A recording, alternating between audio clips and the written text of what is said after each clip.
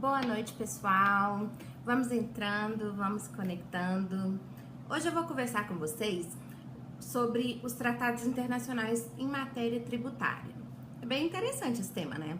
Pois é. Então, ele diz respeito ao artigo 98 do CTN e ele é palco para diversas controvérsias na doutrina. Vou falar com vocês sobre as duas controvérsias mais relevantes, tá bom? Bom, primeiro eu quero fazer ler o dispositivo do artigo 98 do Código Tributário Nacional junto com vocês, tá certo?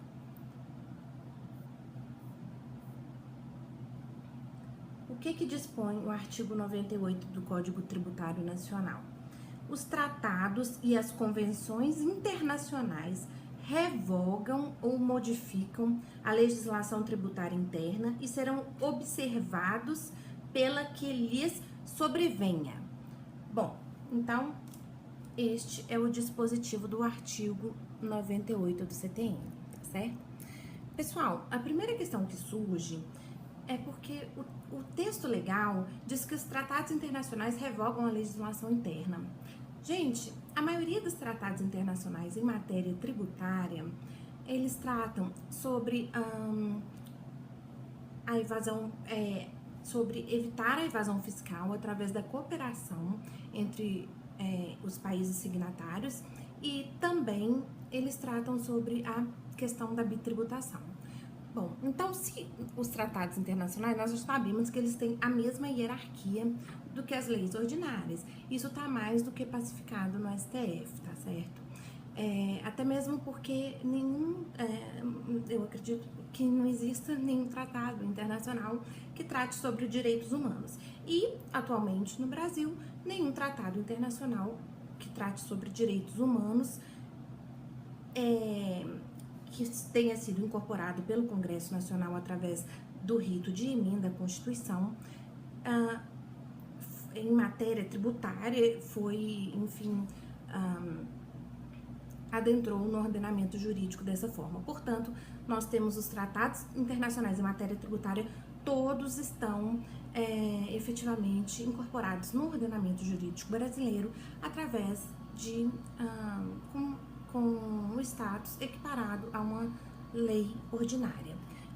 Portanto, os tratados em matéria tributária, na verdade, essa questão do artigo 98 dizer que eles revogam a legislação interna, na verdade, isso não ocorre. O que ocorre é que eles apenas suspendem a sua eficácia. Portanto, os tratados internacionais apenas suspendem a eficácia da lei ordinária interna. Esse é o entendimento da doutrina basicamente uníssona, tá certo? E isso por quê? Devido ao princípio da especialidade. Vocês estão lembrados desse princípio da especialidade?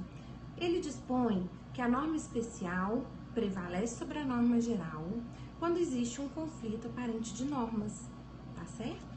Então, através do princípio da especialidade, o tratado internacional irá prevalecer sobre uma norma interna, mas não quer dizer que ele irá revogar essa norma, tá? A norma continua em vigor, portanto, com a sua eficácia suspensa. Então, portanto, a lei interna que for contrária ao disposto no tratado fica com a sua eficácia suspensa, tá? Caso o tratado seja denunciado, o que eu quero dizer com tratado denunciado? Eu quero dizer revogado. É porque no direito internacional, para se revogar um tratado, se utiliza essa denominação no caso, o tratado ele será denunciado. Portanto, a lei interna que estava suspensa volta a surtir os seus plenos efeitos. Então, a expressão revogam, na verdade, significa uma suspensão de eficácia da norma tributária interna que poderá voltar a surtir efeitos quando o tratado for denunciado. Agora, galera, eu tenho que alertar para vocês a respeito de questões da OAB e também questões de concurso. Por quê? Vocês têm que perceber se a banca irá cobrar a literalidade da lei ou se ela irá cobrar uma interpretação mais efetiva do artigo 98, conforme eu estou fazendo aqui com vocês agora. Portanto, eu já vi questões, por exemplo, da banca do CESP, da ESAF, que cobraram essa interpretação que eu estou passando para vocês, do princípio da especialidade, e também já vi questões do CESP e da ESAF cobrando exatamente este entendimento, que o Tratado Internacional não revoga a lei interna, tá bom? Então, vocês têm que ficar atentos se a banca vai pedir a literalidade da lei, porque se a banca pedir a literalidade da lei, o que nós iremos fazer? Nós iremos marcar que o artigo, nós iremos marcar que está correto, se a banca cobrar efetivamente o próprio artigo da lei. Então, nós iremos marcar que está correto, que um tratado internacional revoga uma lei interna. Mas, conforme eu já disse para vocês, as bancas de concurso estão cada vez mais cobrando doutrinas e cobrando jurisprudências também. Então, vamos ficar atentos a isso, ao princípio da especialidade.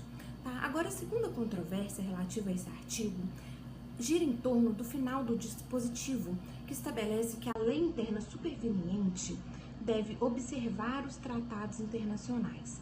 Parece estranho isso, não é? Como é que uma lei interna superveniente tem que observar um tratado internacional, né?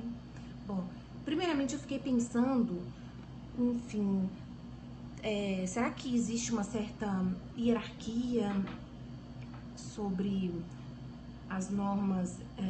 Será que existe uma hierarquia? O tratado internacional é hierarquicamente superior à legislação ordinária, por isso que ela deve observar o tratado internacional, mas na verdade não é nada disso. Nós sabemos que os tratados internacionais possuem a mesma hierarquia do que uma lei ordinária, e o STF já pacificou esse entendimento há bastante tempo. Bom, então, portanto, se não se trata de tratados sobre direitos humanos e nem que tenham sido aprovados pelo rito legislativo das emendas constitucionais, não há que se falar em hierarquia entre a legislação interna e os tratados internacionais. Então, por que o artigo 98 do CTN diz que a lei superveniente deve observar os tratados? Fica parecendo que os tratados possuem uma hierarquia sobre a lei interna, mas não é nada disso, tá? O STF, na verdade, tratou desse assunto e ele fixou, ele decidiu que, nesse caso, uma lei ordinária pode dispor de forma contrária ao tratado, e isto equivaleria exatamente a denúncia do tratado internacional. Portanto, o que acontece? Se um tratado, se uma legislação interna dispor contrariamente a um tratado internacional, isso significa que a nossa legislação está revogando o próprio tratado. Tá ok, galera? Isso foi o que ficou decidido pelo STF. Então é isso, gente. Deixem sugestões de tópicos para que a gente possa comentar. Eu gostaria que vocês deixassem sugestões, tá certo? Eu vou passar para vocês, o meu Twitter é @luizajornalista, Luiza com S, tá? E vocês também podem me seguir por lá. Obrigada pela audiência e nos vemos no próximo vídeo. Abraço a todos e uma boa noite.